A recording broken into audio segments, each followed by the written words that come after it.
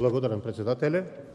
Бидејќи постоечкиот закон кој е изменет во 2019 година од страна на владата на Социјалдемократскиот сојуз и на ДУИ, во овие неколку години генерира големи проблеми во откупот на тутунот. Со континуирани консултации со тутунопроизводителите дојдовме до предлог промена на Законот за тутун и производи од тутун.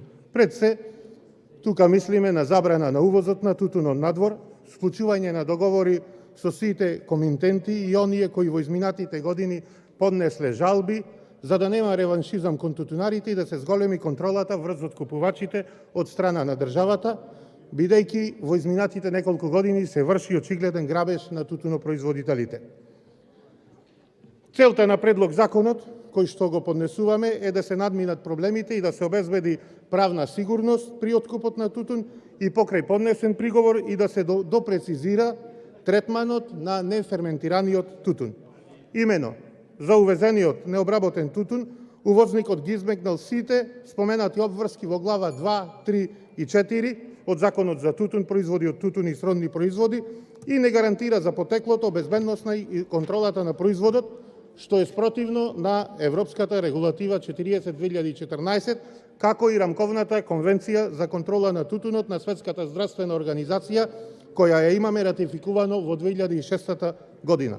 Должни сме да ги почитуваме одредбите на истата, подсетувајќи на член 15 од оваа Рамковна конвенција за контрола на тутунот од Светската здравствена организација. Подписниците се обврзани за елиминирање на сите форми на недозволена трговија со тутун и тутунски производи, вклучувајќи и криумчарење и нелегално производство, што е суштинска компонента на контролата на тутунот.